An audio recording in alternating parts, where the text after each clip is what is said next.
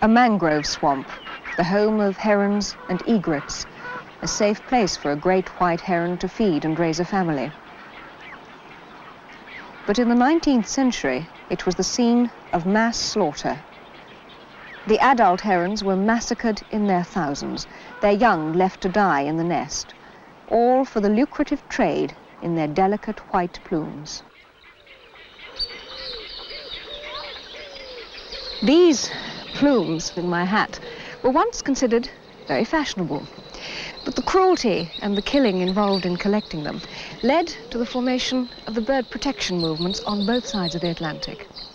Here in Britain in 1889, a group of women banded together to protest officially about the killing, and so the RSPB, the Royal Society for the Protection of Birds, was formed. Well, as a result of pressure from those very early conservationists, the plume trade was indeed stopped. And so it was from those very small but influential beginnings that the Society has now become one of the largest voluntary conservation organizations in the world. Nowadays, major projects include long-term environmental pollution and the excessive exploitation of the natural world. But between the wars, it was illegal killing and illegal egg collecting that really promoted the growth of the Society.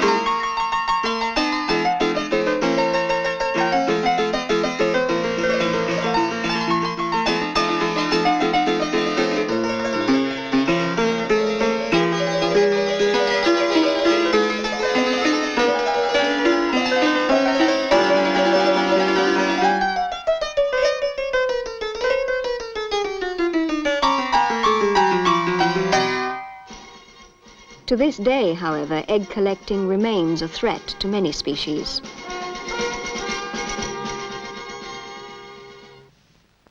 Four eggs have been taken from the nest of one of Britain's rarest breeding birds, the osprey.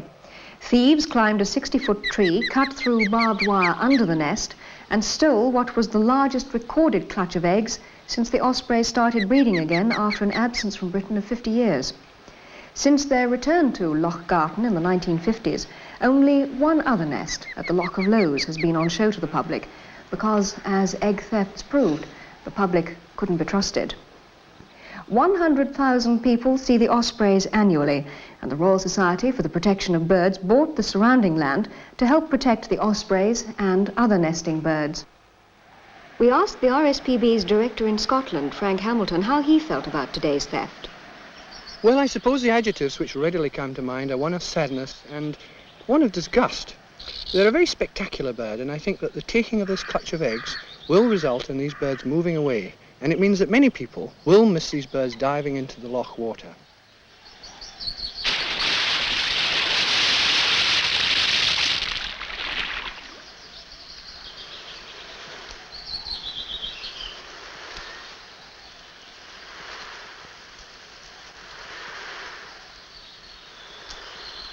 Despite extensive investigations by the police and the RSPB throughout the summer, the eggs were never recovered, and 4 fewer ospreys had the chance of returning to breed in the Scottish Highlands. But other birds of prey were more fortunate than the osprey.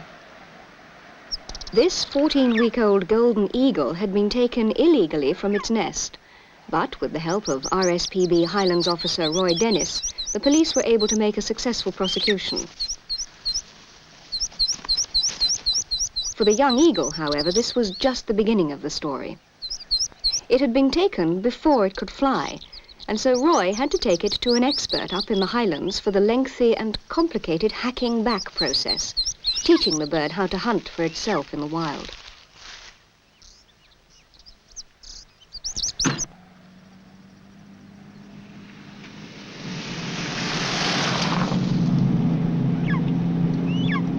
We're actually driving through the territory of a pair of golden eagles now, one of something like about 250 pairs which nest in the Highlands. That's actually about a fifth of all Europe's eagles, so the golden eagle is very much a Scottish bird and we have a responsibility to protect and look after it. The birds actually rear only one young a year, sometimes two, and I'm afraid a lot of the pairs are unsuccessful, so that's why this bird in the back, it's important to get it back into the hills, get it back into the wild. Fortunately, the hacking back was successful, and the bird is now flying free in the Scottish hills. Perhaps in a few years it'll raise young of its own on one of the many reserves owned or leased by the RSPB. But birds, unfortunately, don't always know what's best for them. So the Society organises many wardening schemes throughout the country to provide round-the-clock protection against disturbance and robbery. Operations such as this play a large part in success stories like that of the Lake District pair of golden eagles. They've successfully raised young for the past 2 years under the watchful eye of enthusiastic and hard-working wardens. Guarding a nest is a long, laborious task, but occasionally it does have its lighter moments.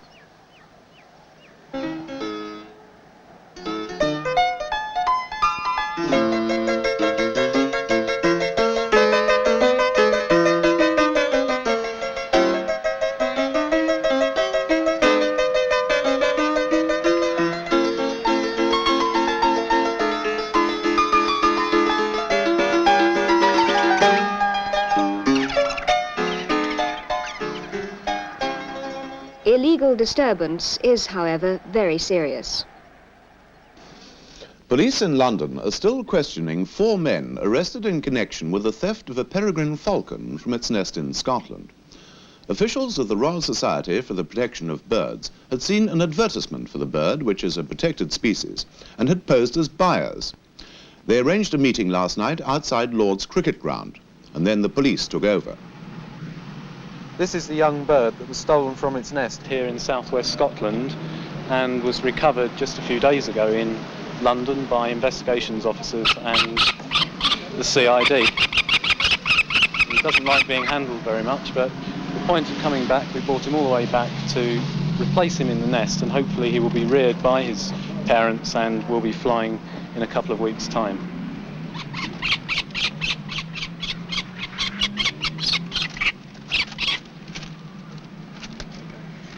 Although only a fledgling, this bird was being sold for £2,000, so the 4 men who stole it were rather fortunate to come out of court with fines of only £75 each.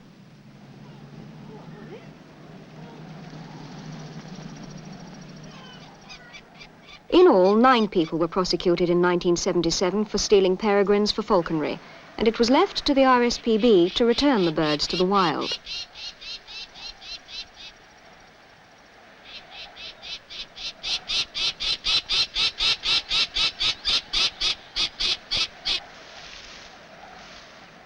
In recent years, the increasing number of thefts of eggs and young birds from the nest has meant a lot of extra work for RSPB staff.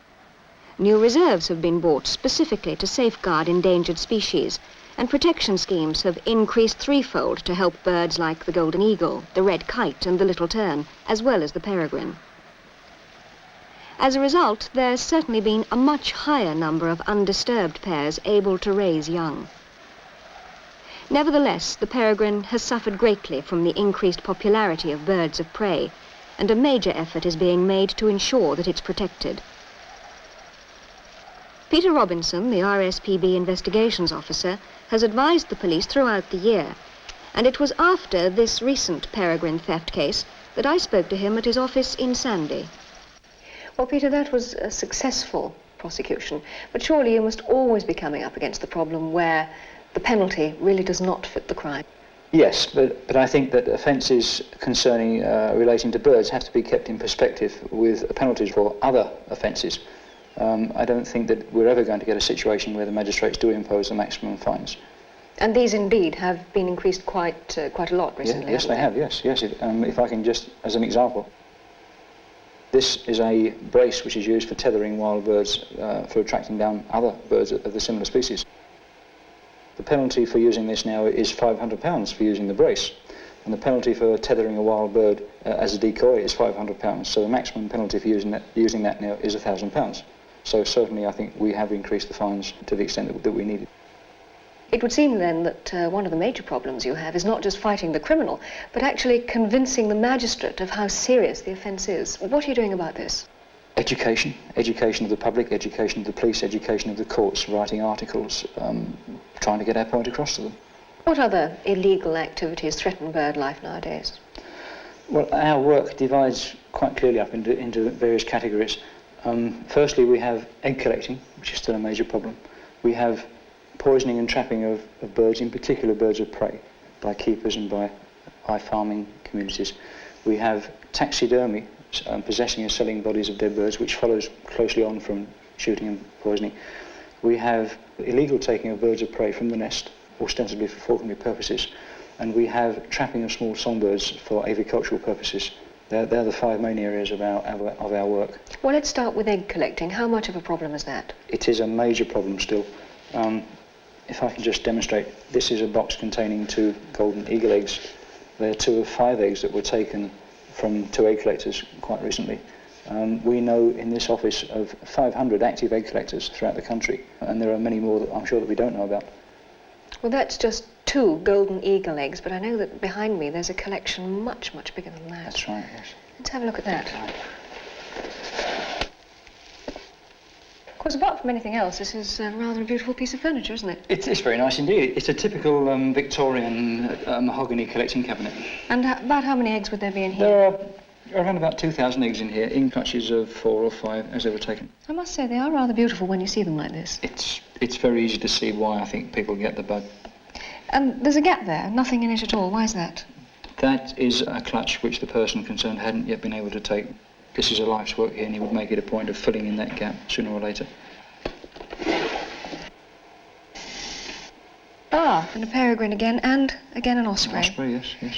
Remarkable, isn't it? As you say, this is someone's lifetime work, but nowadays if someone steals an osprey or a peregrine egg, they can't actually show it to anybody, can they? No, not really, no. Well, that's egg collecting, but we've got on your desk here a whole load of bits and pieces that look a bit like medieval torture instruments. What are all these? That's a gin trap, which is now illegal. It's used for animals mainly, but can be used for birds. It's illegal anywhere. Over here we have a pole trap, which is a trap specifically designed to be used on top of a post for killing birds of prey that like to land on posts. If I can just demonstrate, it's set. The bird of prey lands on the pressure plate, and the trap shuts on its legs, and the bird has 2 broken legs, and a bird of prey with broken legs is dead. How long would it take an animal to die in those circumstances? One would imagine that if the trap wasn't checked frequently, then it's a matter of dying of starvation, which could take 2 or 3 days or more. And in fact, you've got a rather gruesome example of a bird that did end its days just like that. Yes, this is a barn owl, again in a pole trap, as you can see. A rather large pole trap and 1 dead barn owl. Very beautiful bird. What an awful way to go. It's even got its legs screwed up there, presumably in agony. Presumably, yes. A very, very unpleasant way to go. But very efficient if you want to get rid of birds of prey, which is why they're still used, of course. Well, certainly trapping is a very unpleasant way for any animal to go, but then so is poisoning, and this is quite a problem too, isn't it? It's a major problem, yes. This is a buzzard, a common buzzard, which was poisoned. Poison is put down mostly by keepers or by certain sections of the farming community in the form of an animal bait, like a dead rabbit, or in the form of poisoned eggs. It's worth noting, I think, that the average poisoned egg contains enough poison to kill a child, and such an accident probably isn't very far away. And in fact, the trouble with poison is that it doesn't discriminate, does it? It's non-selective, yes. Well, the bird is smelling a bit, but it's also quite stiff, presumably because it's just come out of a freezer. Yes, this was one of a number of birds of prey we took from a taxidermist freezer. He had them in his possession to be stuffed to sell, and a buzzard like this sells for about £50. And again, that's illegal? It's as if they've been killed illegally, yes. You see, all the things we've been talking about come back to the fact that whatever is going on is illegal. So it would seem that whatever the laws are, they're not actually working very well, are they? They're not working very well at all, no. There are various reasons for this. There's a basic fault right from the 1954 when the Act was introduced. It presupposed that every police officer was capable of identifying some 700 species of birds, and this just isn't so. It presupposed that the courts would understand and the police themselves would understand conservation, and they don't. The situation might change dramatically if we had in this country a wildlife enforcement department, such as they have, say, in North America, in Australia, in New Zealand, where you have proper enforcement officials, government officials, empowered to do the job probably that we're doing. This would take the onus of law enforcement right off you. And off of the police as well, yes. You must be asked this so many times, but why? Why is it worth preserving birds? Yeah, well, it's not an uncommon question.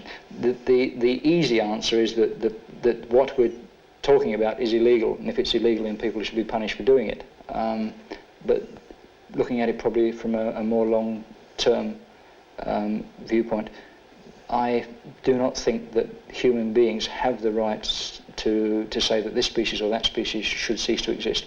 Obviously, then, you feel that not only does the society do good work, but you personally feel that what you're doing is very worthwhile. Very much so, yes.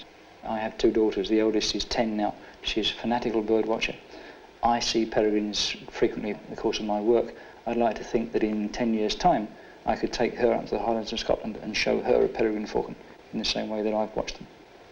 Well, I think, listening to you, I have to agree that certainly with this tremendous grisly collection of bits and pieces, that they're certainly a very sad reflection on man's greed and his total lack of understanding. Protecting birds is a complex business. The rather unique process of law enforcement and the protection schemes are all just, of course, one small part of the society's work, because they are striving very hard indeed to ensure that there will always be a place for birds in the modern world. But even so, the peregrine, the golden eagle, an awful long way to go.